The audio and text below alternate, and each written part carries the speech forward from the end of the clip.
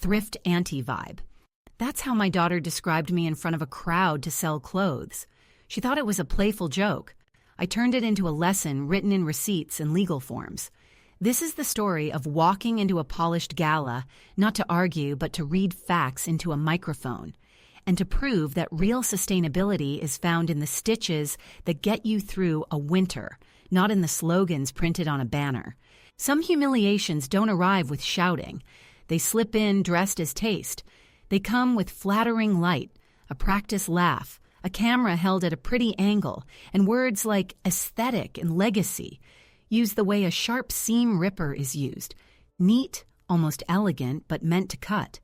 If you've lived long enough in a city that snows like Montreal does, you learn to tell the difference between weather that bites and people who pretend their cold is culture.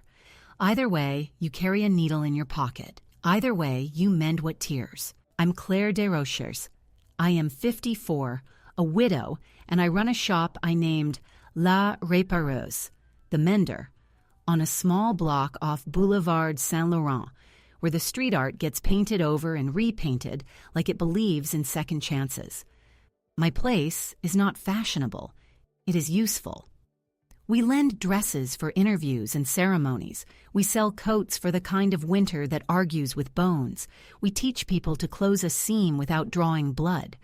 There is a rack of navy blazers that sees more relief than triumph, a bin of mittens that multiplies in January, and a shelf of thread in colors no algorithm needs: salt gray, Montreal bus blue, the real green of recycle bins, the sienna of salt stains no shoe should have to wear.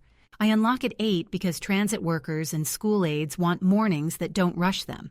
The windows fog, as windows in old buildings do, and I wipe them with a cloth I keep on the sill, soft from too many washings. The kettle goes on. I sweep before I price anything. Dust first, then numbers, and I check the donation box we leave inside the vestibule so people can leave without being seen leaving. Some days, it's a pair of boots that only need new laces. Some days, it's a bag of sweaters that smell like someone who loved and then stopped. I write receipts for what must be tracked and let the rest fall into the ledger a city inspector can read, without deciding he knows my heart from my handwriting.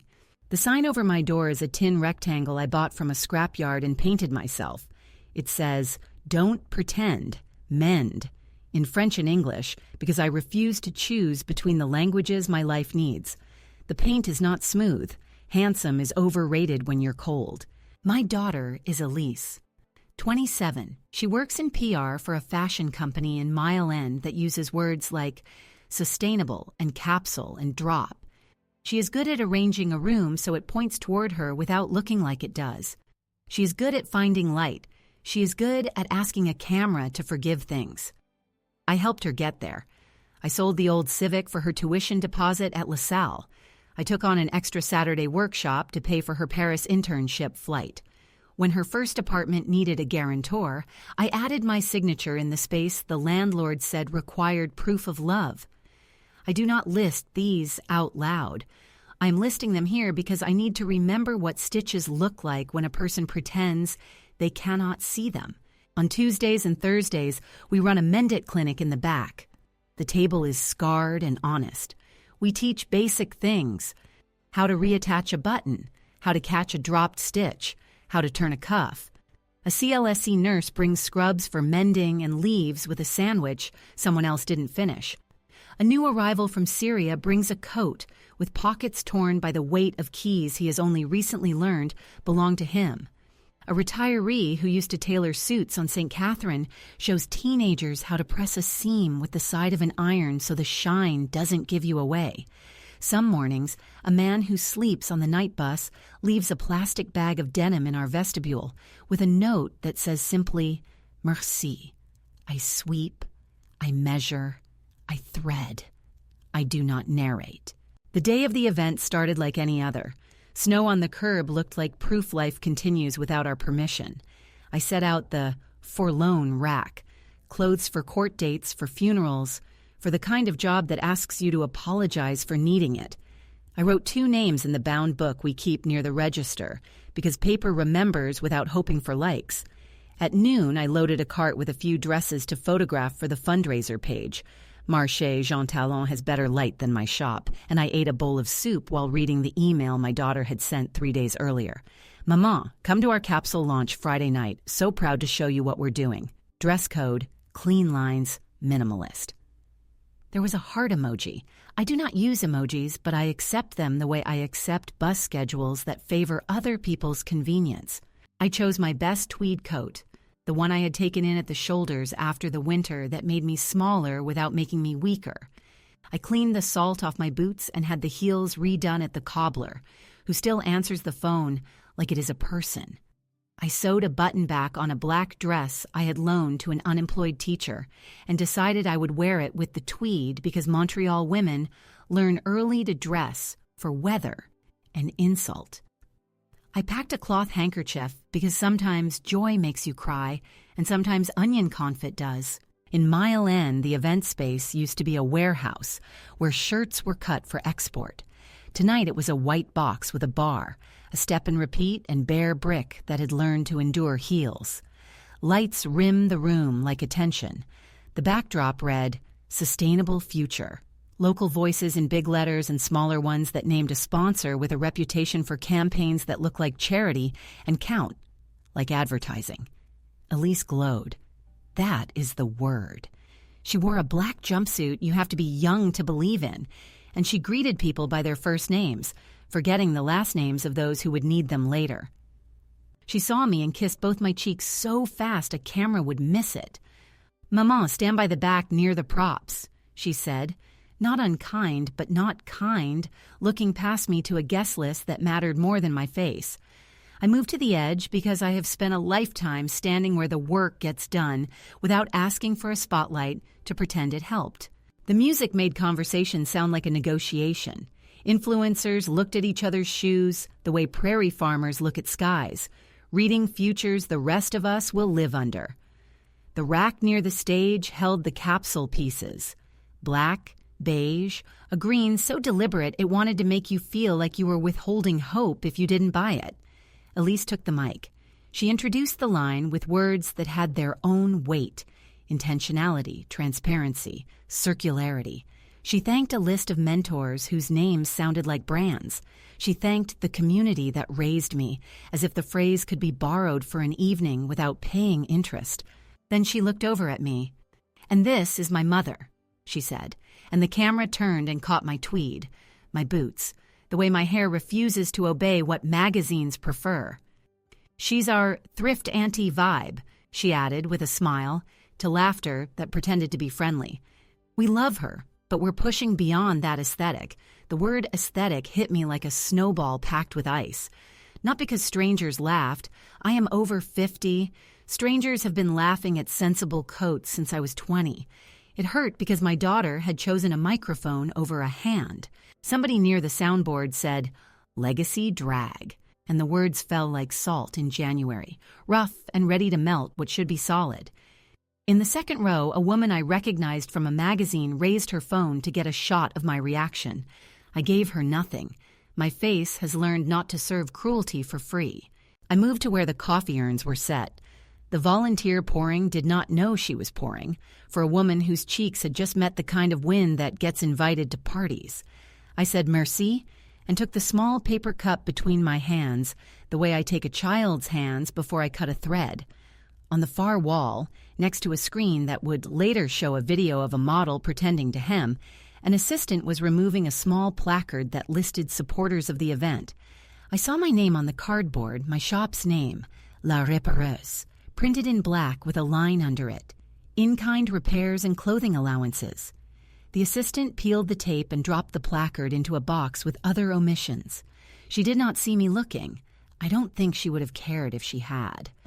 There is a peculiar mercy in not being seen by people who only recognize value when it buys them champagne. The program went on. Speeches, a panel where everyone agreed with one another, an awkward question from a student who asked how the brand could be sustainable when the production schedule required novelty. Elise answered as we train our children to polite, fast, with words that close doors even while they sound like opening them. A photographer asked me to move out of a shot. I moved. I know how to become a wall. It is an old skill, older than my daughter's job title, older than the platforms where strangers correct your outfits. At some point, a security guard approached with a wristband. "For you," he said, then hesitated and looked at the stage where Elise was adjusting the mic for another speaker. She shook her head once. He pocketed the band like a man doing his job on a day the job was not a pleasure. "The back row is fine," I said, saving his kindness from embarrassment. He nodded. When you live long enough in a working city, you learn to spare small men from paying big women's bills. I left before the DJ made the walls feel like a headache. Outside, Mile End pretended to be Paris and failed beautifully. Snow fell without any interest in who was trending. A taxi threw a light on a puddle that turned itself to black glass and back again. I walked home the way women walk when the sidewalk feels like it might steal your ankles. Steady, choosing steps, breathing like you know this neighborhood in the dark, because you do. My apartment sits above the shop. This is not romantic, it is practical. Heat rises through old boards better than it travels across new tile. I turned on the kettle, hung my coat, set my boots on the tray, and opened the blue box I keep under the bed. It holds the dull things that carry families, receipts, leases, certificates. On top, a photocopy of the check I wrote to the college the year Elise said Paris out loud for the first time. Underneath, a printout of the airline booking that got her there. The text is small and unimpressed. Another layer. The letter where the landlord listed my name beside hers and wrote co-signataire with a pen that felt good in his hand because the ink refuses to care about what that would later ask of me. There's more. The invoice for the industrial juki I bought from a shop in Saint-Michel after selling my wedding ring, a thing I don't tell my daughter because pride is not an heirloom, and I refuse to give it the shape of one. I laid the papers in a line on the table. Paper is calming. A pile becomes a sequence. A sequence becomes a story that does not ask pity from anyone. In the kitchen light, my shop looked like what it always is at night. Clean, small, unsentimental. The dress forms stood like solemn guests who had seen worse and learned not to tell. My hands smelled of wool and soap and a little of the perfume Elise likes, the one I once bought her for a birthday when money felt like a dare and I decided to win. I made a second cup of tea because the first had gone cold while the past was making an outline of itself on my table. I took my phone and found the stream of the event. It had been clipped into a reel. My daughter's voice laughing. My coat. The word aesthetic used like a blade disguised as lace. In the comments, a person I do not know typed, "Cute thrift-auntie vibe, but let the pros lead." And a person I do know, Mark, my daughter's boyfriend, added 3 excited faces, the kind that make the thumb feel complicit. I took a screenshot and printed it. Printers do not blush, and for that I am grateful. From a folder marked La Répareuse, permits, I pulled the shop's incorporation papers, my REC number, the renewal letter I paid last month with a check because I like to see my name move across paper like it belongs there. Beside those, I set a small set of photos. Our winter coat line for the shelter downtown, a nurse holding a repaired scrub top while trying not to cry because clean fabric can be a kind of relief. A young man from Côte de Neige looking like a new person in a blazer we took in so his shoulders could be his own. I have always believed photographs should be willing to be evidence if you ask them nicely. I had planned to watch a film. Instead, I wrote a list. Not of anger, there's no life in that. A list of facts a courtroom would accept and a grandmother would respect. I wrote, paid tuition deposit, flight booking, co-signed lease, UK purchase, shop founded with my savings, pop-up collateral. I printed the year before Elise's first salaried job when she needed a space to stage her work, and I wrote the rental check while she learned to print labels. I wrote, shop brand name, La Répareuse, used without permission in early sponsor emails for this capsule. I wrote, promise to deliver community hours, made on press release that included photographs taken in my shop on my time. I wrote, my coat is mine. My clothes are not a joke. Neither are bills. Above the list, I wrote one sentence in a box. No more pretending. It looked good there. Small enough for quiet, big enough to be found later by a woman who had slept and woken and maybe needed reminding. I turned off my phone because anger scrolls like it belongs to the user and not to the app. I cleaned the counter slow, back and forth, the way my mother taught me. A rectangle, corners first, then the middle. I folded the printed screenshots and slid them into a plastic sleeve like fragile recipes. I placed my hand on the sewing machine and did not cry. I don't believe in crying alone in rooms, not because it is wrong, but because my tears prefer a shoulder that belongs to someone who has paid one of my bills. Those shoulders are rare. The city will provide machines that deal with winter and police, but it does not often provide a shoulder at midnight. I have learned to be my own. In the morning, I put on a sweater that doesn't run and my sensible boots and went downstairs at 7 so I could open the door 30 minutes early for the man who had asked if I would keep aside the parka with the broken zipper. He could mend himself if I'd show him the trick. I showed him. We both stood straight when we were done. The way people stand when a small good thing has reminded them their lives are not only accidents and responses. At 9, a child came in with her mother and asked if we had tights that did not itch. We did. I wrote her name on a piece of tape I stuck inside the waistband so the school would not confiscate them by mistake. At 10:15, my daughter called. Her voice had the speed of a person who is sure a better version of the truth will be available if she speaks quickly enough. "Hey, Mama, last night was wild, right?" she said. And then, before I could answer, "Please don't be offended. The auntie thing was playful." I looked at the coat on the mannequin next to the counter, the one I had repaired for a woman who needed a winter funeral to be bearable. "I am not offended," I said. "I am a person." She laughed, softer. "We have another event Sunday. Could you not bring the tweed? It's not our brand. Brand. The word explained nothing and everything. I do not hate the future. I have learned how to use a tap I once feared. I have learned that receipts can be scanned. I have learned that repair work is modern, even if it is old. But the idea that my body in my coat needed permission to stand near my child while she sold sustainability to people who do not know how a hem feels? That was a logic I would not invite into my kitchen. "I won't come Sunday," I said, deliberately kind. "You won't have to manage my coat." Silence, then a small exhale, the sort you hear when someone has been spared from doing a brave thing. "Okay," she said. "Love you."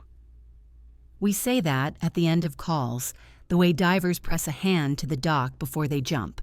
After lunch, a volunteer from the shelter brought in a tear-down pile, coats that looked past saving.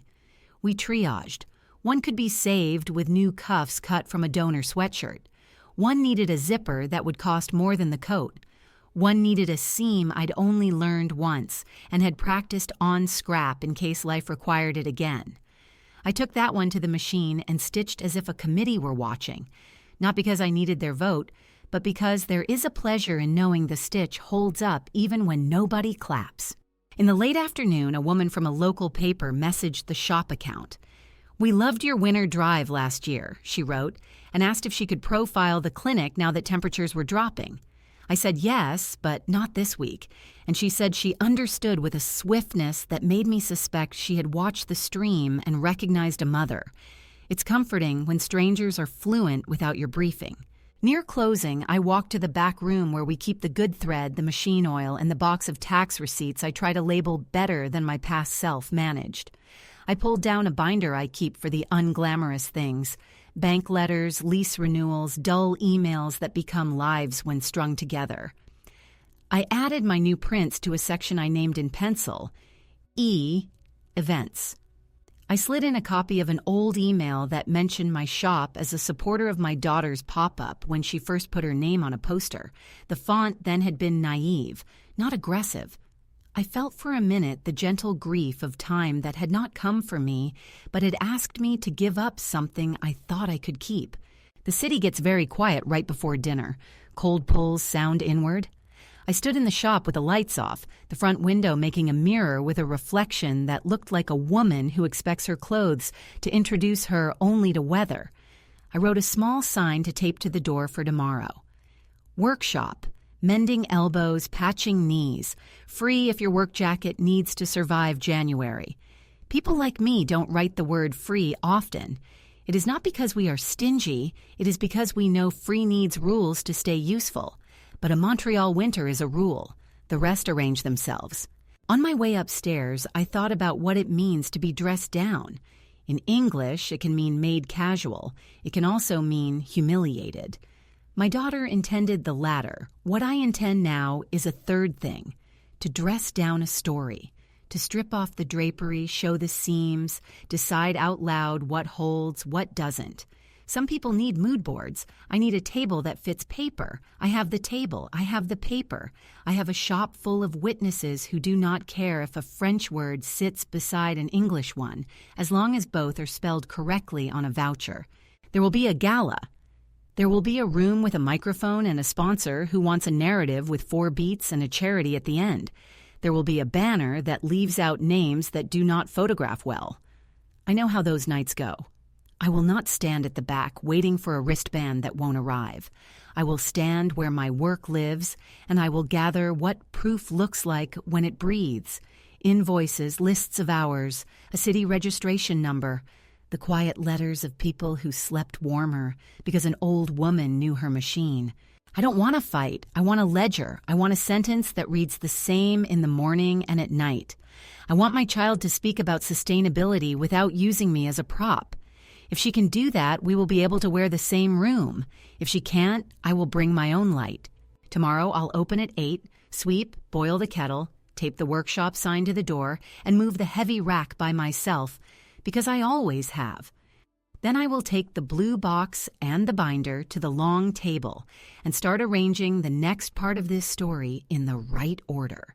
Names first, then dates, then sums, so that when the city and the bank and anyone else who lends out microphones asks what I am doing, I can point without raising my voice. It is not dramatic. It is a hem. It's the straight line that keeps a thing from unraveling when a person with better lighting than conscience takes hold of it and pulls. Some reckonings don't make heat, they make order. If you've ever basted a hem by hand, you know the feeling. Slow stitches, even tension, pins laid at angles a dressmaker would recognize in her sleep. The point is not drama. The point is a straight line that will hold when the cloth is asked to move. After the night my daughter let a room laugh at my coat, I didn't go shopping for sharper clothes. I went hunting for sharper lines. Paper first, then voice. Then, if there's room left in the day, tea. I opened the shop early the next morning because anger makes bad decisions and kettles do not. Steam fogged the window.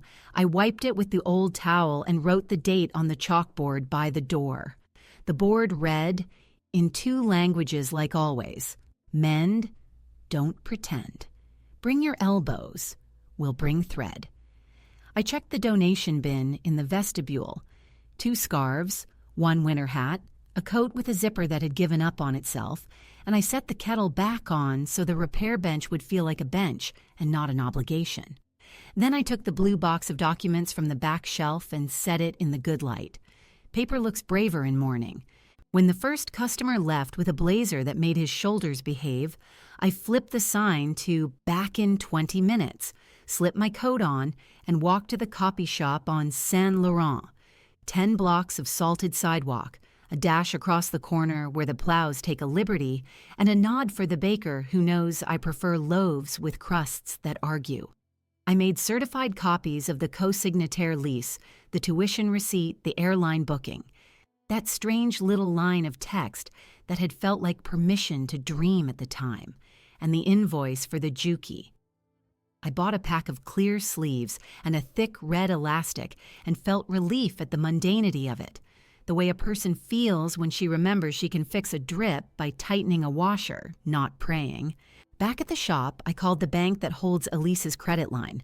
The hold music was the exact kind used to torture reasonable people, but the woman who answered sounded like a pair of sensible shoes. I told her my name, my relationship to the account, as guarantor, not fairy godmother, and said I wanted to withdraw my guarantee. She didn't gasp or moralize. "You'll need to sign a form and provide ID," she said. "A review will be triggered." Triggered. A soft word for a hard boundary. I asked her to email the form. She did. I printed it and put it in the clear sleeve at the front of my red folder. Next, the landlord. Montreal landlords are their own weather system. Ours is an older man who still keeps rent receipts as small paper books with carbon sheets. He answered the phone like a person who has stayed in business by admitting the existence of winter. I told him I needed to end my co-signataire status at the end of Elise's current term and asked what he required. He required a registered letter. Recommandé, he said, with the soft sigh of a person who knows the post office better than he knows any social feed.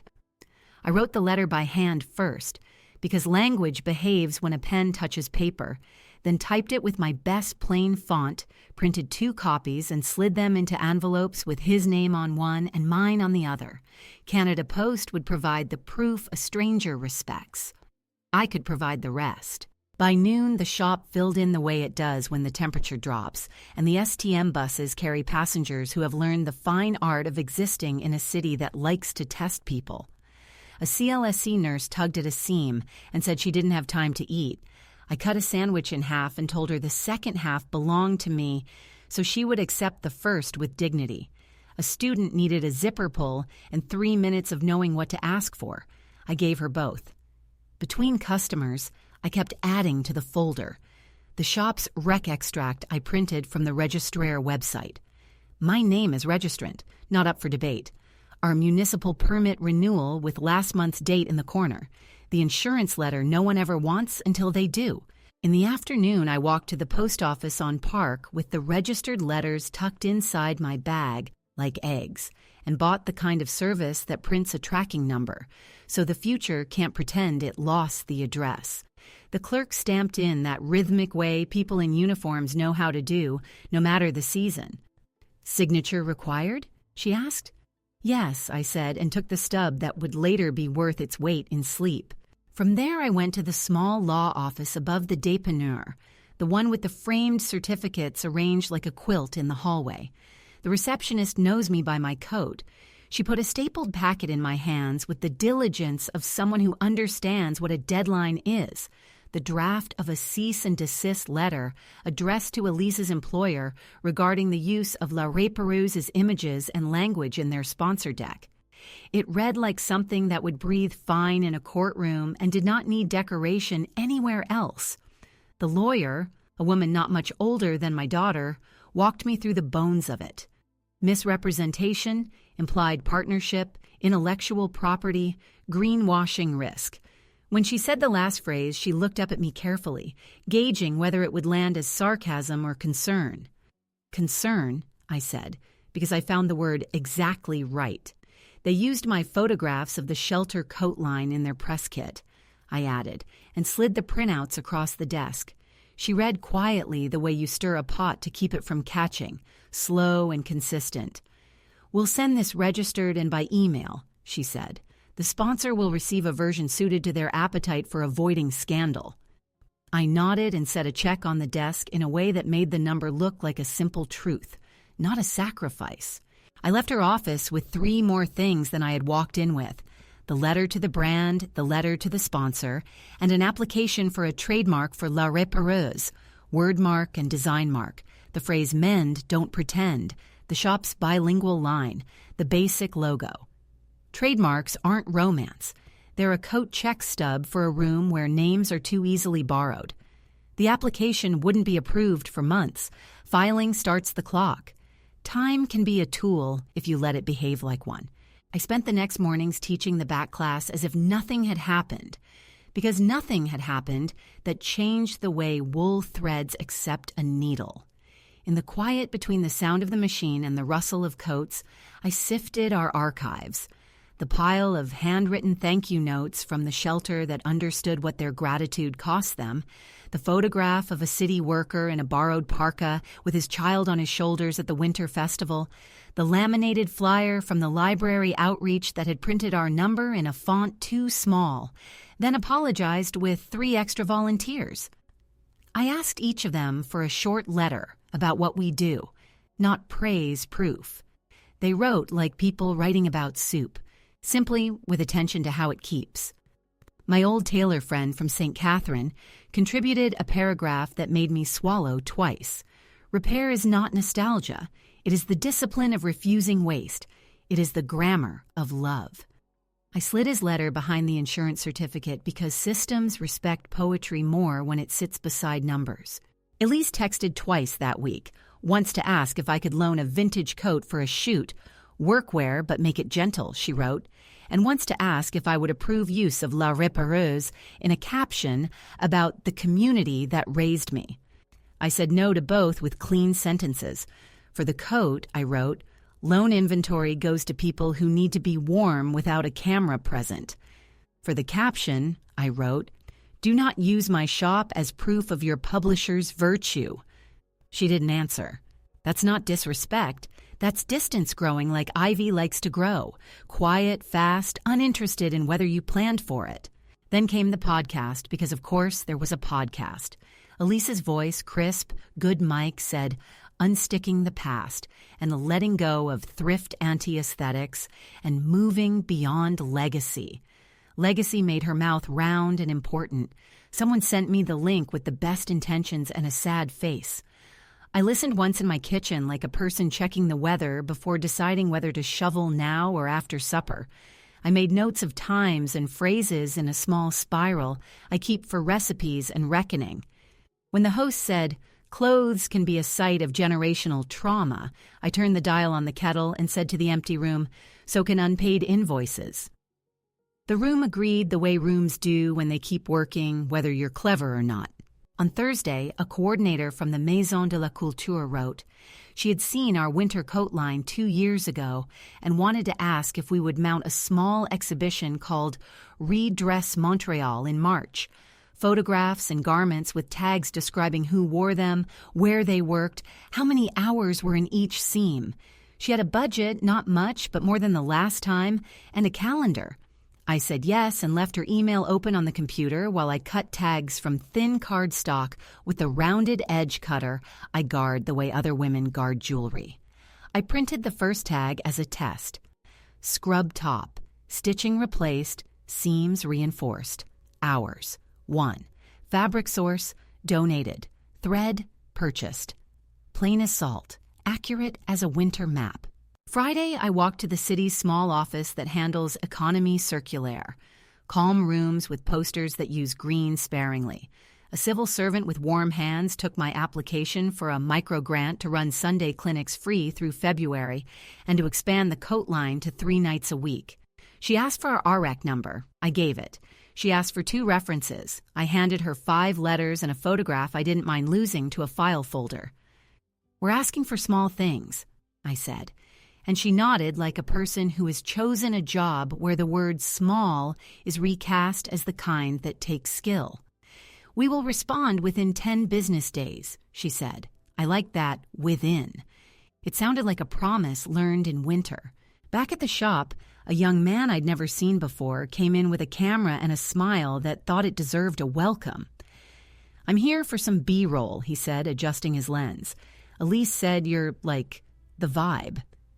He said vibe the way a person says, thanks for the napkin, while putting his elbows on your good tablecloth. I put my hand on the counter, palm down, 5 fingers like a prayer that had decided to become a boundary. You will not film here for that project, I said. No images of clients, no shop name on captions. He said, but it's about sustainability. As if the word were a skeleton key. I walked to the door and pointed to the sign that says, no photography without permission. Sustainability is not a filter, I said. It is a receipt. He left without slamming. People don't slam in shops that hold their coats. The letter to the brand landed. You can tell when legal language touches the right nerve because reply emails arrive with sudden courtesy and attachments formatted like apologies. The brand's counsel wrote that they would review internal assets and withdraw references to La Repareuse pending clarification. The sponsor's assistant called our lawyer and asked for a meeting to ensure alignment before their gala. Translation: our proof had made the room nervous. Good. Nervous rooms mind their steps. Mark texted me after midnight, as if hoping my age would be asleep. "It's not personal," he wrote. "This is PR. We're shaping narrative." I considered writing that narratives should not be shaped out of other people's grocery money. I considered writing nothing. In the end, I took a photograph of the registered mail stub with the tracking number and the black stamp and sent it without commentary.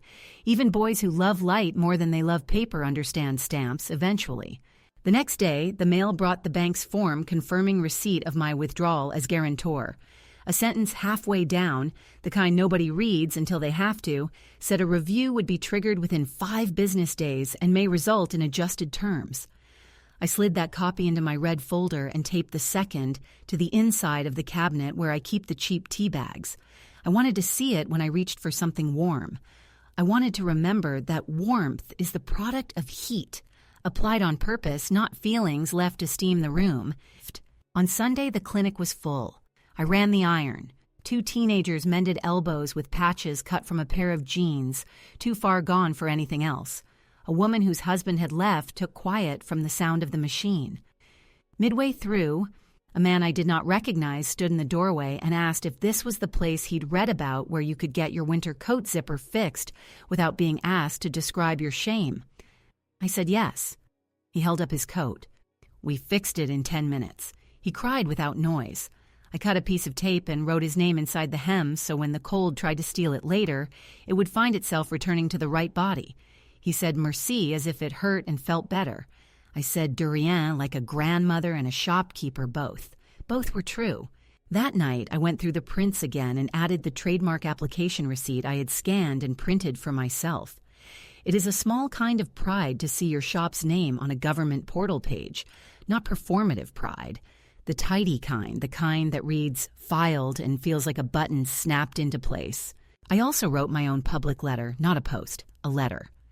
I addressed it to friends of the shop, old and new, and said what I could say without turning my own life into someone else's feed. I explained our clinics, our loan rack, our winter work. I wrote that photographs taken inside La Repareuse would only ever be used to illustrate our work for donors and services, not as brand wallpaper for outside campaigns. I listed our hours, our needs, zippers, dark thread, winter boots, and the dates for the redress exhibition. I signed my name in ink, scanned the letter, printed 20 copies, and taped one inside the door at eye level. I placed another in the window beside the chalkboard. People read paper when they can. They remember paper longer than they remember captions. The following morning, the Maison de la Culture confirmed our exhibition slot and asked about an opening event. I booked the community hall a week after the brand's gala, on purpose because calendars can be used to teach manners. I invited the shelter, the CLSC, the library outreach, the tailor, the city worker. I sent press notes to 2 reporters who have earned my trust by using tape recorders more than adjectives. The headline at the top of the notes read, "Redress Montreal bills before banners." If anyone accused me of pettiness for that line, they would have to spell pettiness correctly in a room full of coats, which is hard to do. Elise called again. Her voice has so many registers now.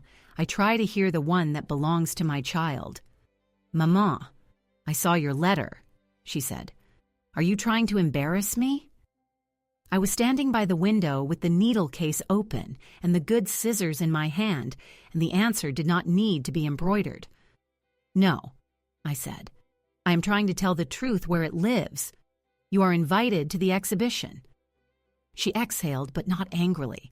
More like a person stepping into a colder room than she expected. "We have a sponsor call tomorrow," she said, the pronouns doing their busy little work. "They're asking questions." "Good," I said. "They fund words. They should ask for proof." All week, people kept bringing the kind of proof that never makes campaigns but always makes communities. A bag of wool socks with a note from Casso, who doesn't like leaving names. A woman clutching a coat and a story that smelled like winter and flights she did not plan. An old man who found 3 rolls of black thread in a drawer and said he had no more use for them but would like to see them turn into sleeves. I wrote down each arrival in the binding book like a municipal clerk who believes in blessings, and I let the red folder grow heavier without fearing the weight. On Friday, the sponsor's assistant called our lawyer and then called me, which I did not expect.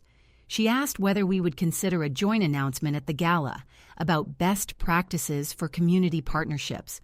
I said we would consider a joint sentence at the gala that acknowledged our shop's work and promised not to borrow it for shine.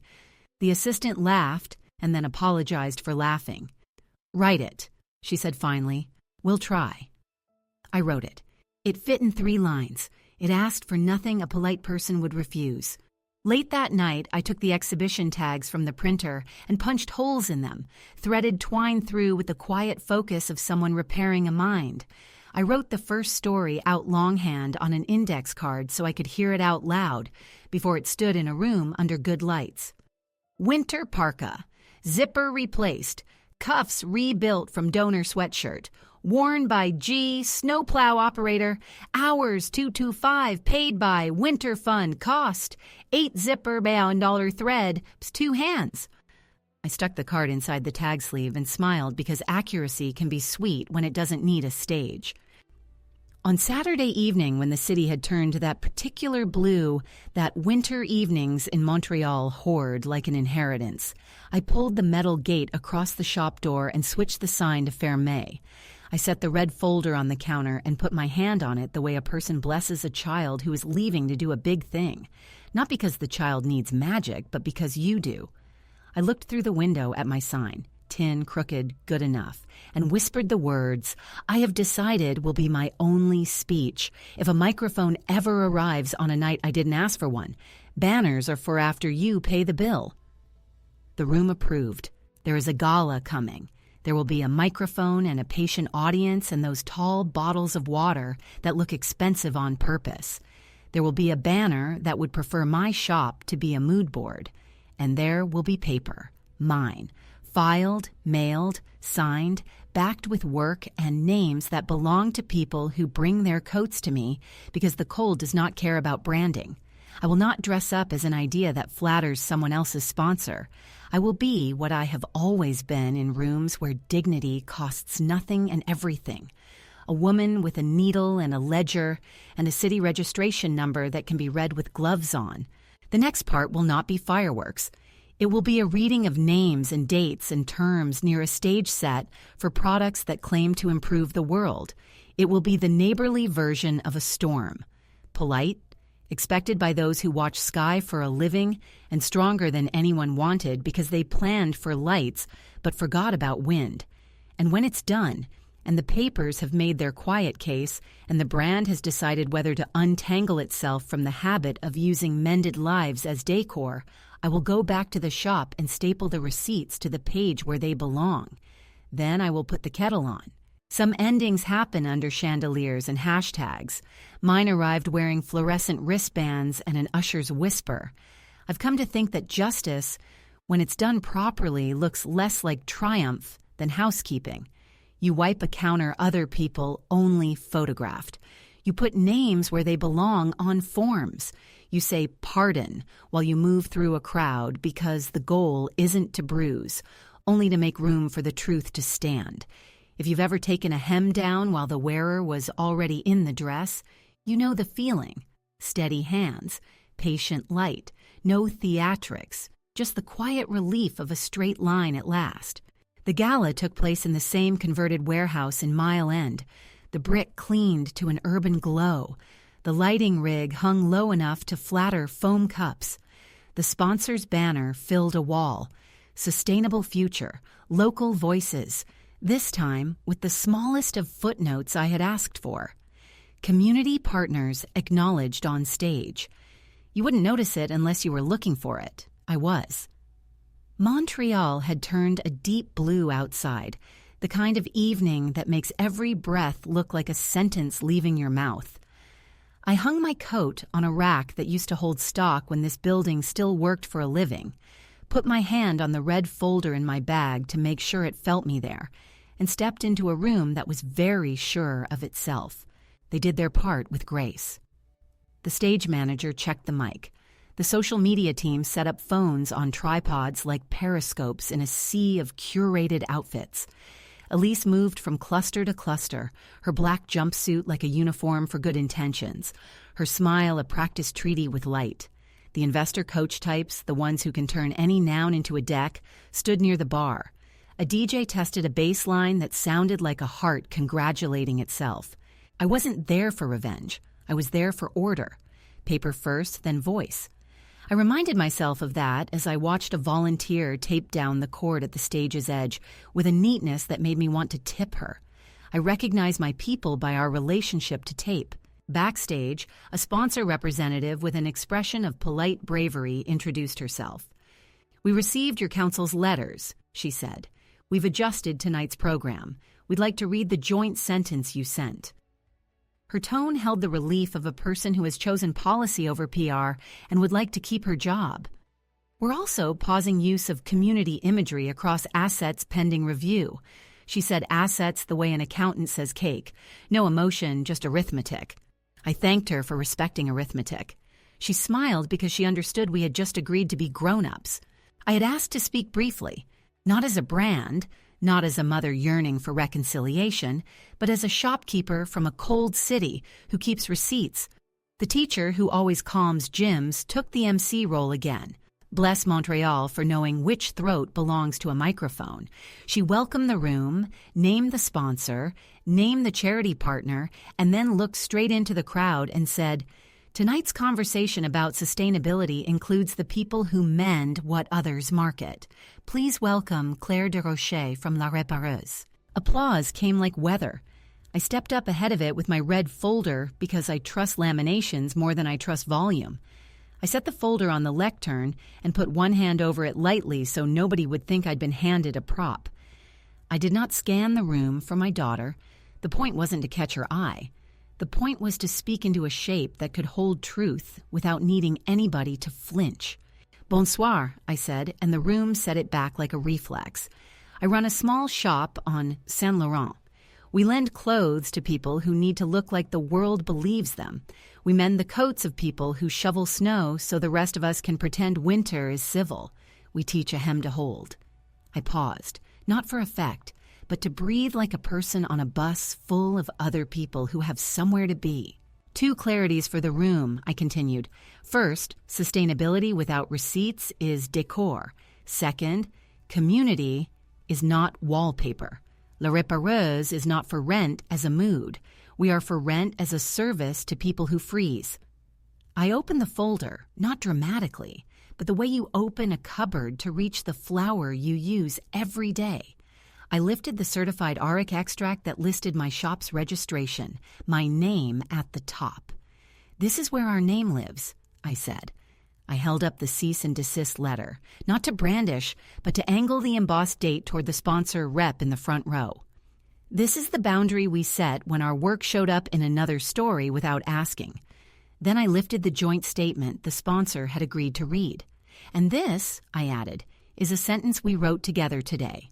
We acknowledge that community partners must consent to the use of their work and image. We support repair as practice, not as a prop." The teacher took the page and read it into the microphone so it would enter the record at the same pitch as the rest of the evening. The sponsor rep nodded. Somewhere behind a phone, a strategist adjusted a caption. I did not take joy in their discomfort. I took comfort in their caution. I kept it short. I told one story. The winter parka with the rebuilt cuffs, the zipper that cost $8, the 2 hours of quiet work, the snowplow operator who wore it at 4 a.m., while the rest of us slept like we were entitled to dry roads. "Repair," I said, "is not nostalgic. It is logistical. It is a way to tell the truth about what things cost, who pays, and how we're going to keep each other walking to the bus when the sidewalks forget their manners." I did not say thrift-auntie. I did not say aesthetic. I didn't need to. The room, full of educated fabrics, understood grammar. I stepped back. The teacher thanked me with the kind of nod coaches save for players who remembered the playbook, while the bleachers shouted other ideas. The program continued. A panel avoided clapping at the wrong times, the DJ kept his volume respectful, a chef served small plates on compostable spoons. Then the moment came that had never been planned to include me, but that couldn't avoid me now, the brand's video. They had meant to show a montage of community partners, which had once included my shop's coat line, our loan racks, our clinic photos. Each instance, the faces, the coats, the signs, had been pulled. In their place, abstract textures, hands without the people attached, the same animated arrows everyone uses when they want to look like a slide knows how to improve the world. The absence landed heavier than any accusation I could have spoken. Even the phones on tripods looked down, as if embarrassed to be pointed at a blank. I watched Elise watch the blank. She stood 3 steps behind the stage manager, just far enough to look like staff, close enough to be the daughter I raised in rooms where cleanup begins before applause ends. Her face did not break. I have taught my child better than to break in public, but something in the angle of her shoulders relaxed in a way that happens when a person no longer has to hold a shape that wasn't built to support weight. After the video, the sponsor rep spoke the joint sentence into the mic, and the room clapped in that satisfying way where people clap for their own better angels. No one booed. We're not that kind of city. We're the kind of city that knows how to file. I took my place at the edge of the room, as women who sew always do, where the light is good enough to work by, but not so bright it makes lies look flattering. People came up in 2s and 3s, not to congratulate, to confess. A young staffer from the brand said, "I cut that deck with your shop in it," and looked like she might change jobs. A professor said, "I teach theory about your work, and it shames me that we do not require practice." A woman in a coat that cost more than my rent touched my sleeve and whispered, "My mother mended everything. I mark essays about sustainability." I said merci to each, not because gratitude was owed, but because manners protect us from using each other's throats as mirrors. When the speeches ended, the room spilled into its favorite work, networking disguised as friendship. I let it. I found a chair by a wall where the tape made a clean line and took out my phone to check for what I knew would be waiting, a message from the bank. It arrived as precisely as winter buses do when the driver has done this route longer than any app has been alive. Guarantor removal accepted, account under review, revised terms to be discussed with primary account holder. It is a small thing.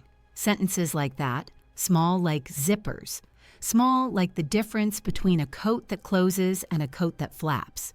There was another message, Canada Post's tracking update for the landlord's letter, delivered and signed. I pictured the old man in his wool vest, the carbon paper copies, the satisfied stamp. No drama. That is what respect looks like when it's built into systems. A stamp in the right place, a file that won't lose the page.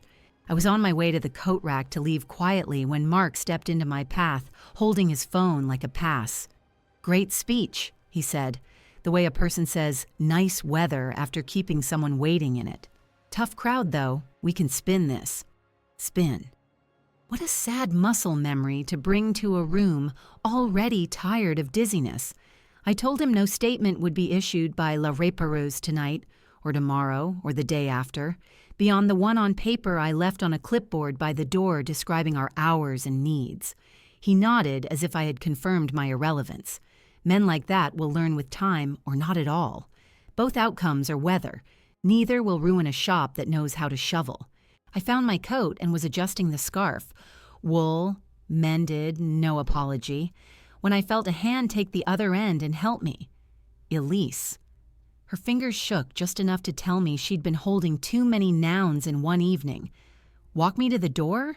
I asked, not because I needed her protection, but because doors do their best work when crossed with somebody. She did. We passed a poster covered in signatures from people who wanted to manifest goodness. We passed a table where someone had left a fork beside a compost bin, labeled in 2 languages. Outside, the air did what it always does to Montreal, reminded us we are not special. On the sidewalk, she said, "I didn't know the sponsor would do that." Not a lie, not a strategy, just the sentence of a child who just saw how paperwork moves. I considered a lecture. I considered a hug. I did something smaller and truer. They did what responsible adults do. When their lawyers hand them proof, I said, I gave them proof.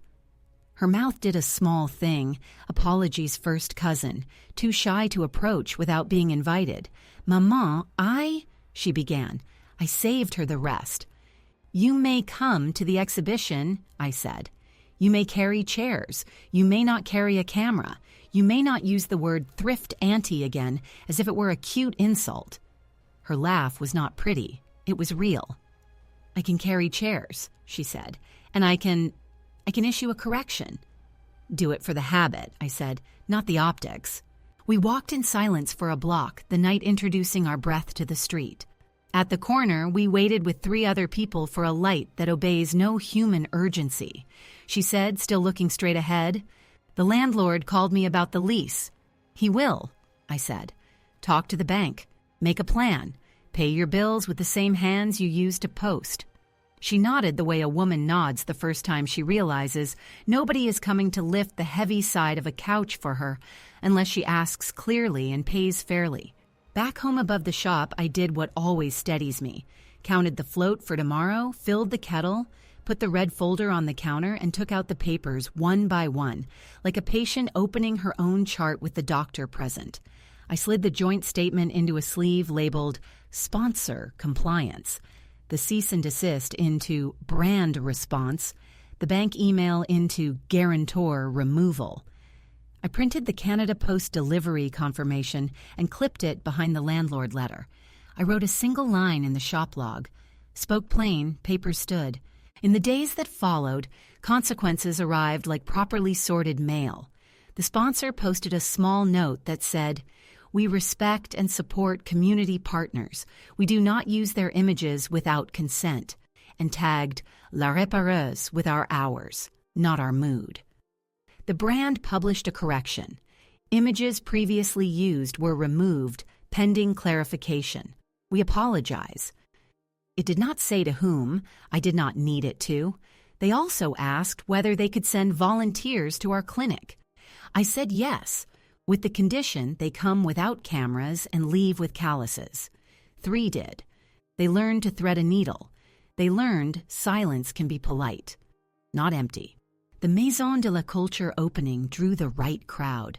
Nurses, snowplow operators with their children, an old tailor in a jacket with elbows that told his biography, a boy in a borrowed blazer who kept touching the cuffs like a spell. We pinned tags to garments with twine. Each tag told the truth: hours, materials, source, who wore the thing and where. The city councilor who came to cut the ribbon didn't. She read the tag on a coat instead and let the coat cut the room. I made coffee in pumps that had seen better days and asked a teenager to keep an eye on the sugar because it likes to clump when the door keeps opening. Elise stacked chairs before the speeches and stood at the back during them, not because I told her to, but because some roles suit us when we're learning. The professor who had confessed at the gala wrote an article that said, "Repair is governance at the level of the sleeve." I don't read that kind of writing often, but I read that sentence twice and felt seen by a city with a cold heart and warm hands. The microgrant came through. We added a Wednesday night clinic. The shelter sent us zippers bought with cash folded small by a woman who said she had no words and then wrote "Merci" 12 times. And Mark? He took a contract in Toronto for an agency that thinks all stories look good under neon. He'll do fine. Cities like that have their place. Montreal needs people who own shovels. If you're waiting for me to say that my daughter and I cried in a doorway and were saved, you'll have to get your endings from novels that don't smell like wool. We didn't cry. That Sunday, she came by the shop with a bag of thread cones she'd ordered without asking me what weight we use. I didn't correct her. She sat at the back and learned to stitch in the ditch from the retired tailor in a voice that belongs in a confessional. And when a woman came in with a coat that needed courage at the collar, Elise held it open while I aligned the facing and asked the woman to breathe like she trusted us. Later, we ate soup from bowls that matched only in their usefulness. No speeches, only spoons. That's love in a working city. I've been asked for a final comment, something like a verdict. Here it is, in the plainest language I know. Dressing someone down in public can be an act of cruelty or an act of care. The first is easy. Point, laugh, gather friends with cameras.